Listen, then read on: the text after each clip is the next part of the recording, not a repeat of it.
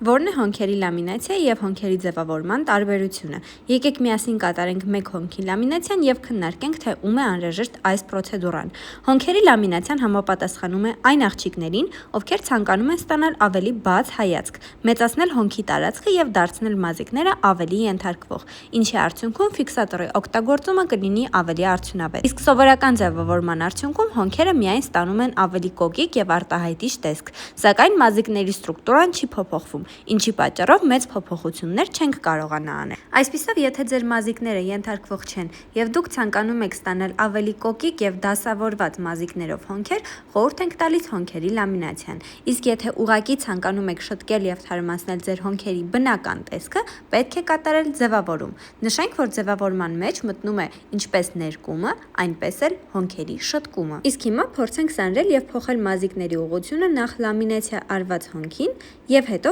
ուղղակի ձևավորված հոնքին։ Ակնհայտ երևում է, թե որքան լավ են ենթարկվում մազիկները լամինացիա արված հոնքի դեպքում։ Եվ քանի որ շուտով ամանոր է, չենք մոռացել նաև ձեր ամանորյա նվերների մասին։ Գրանցվելով հոնքերի լամինացիայի դեկտեմբեր ամսին, կստանաք հոնքերի ներկումը, խնամքը, շտկումը և մեխանիկական գունաբացումը անվճար։ Գրանցվել կարող եք գրելով մեզ անձնական նամակ։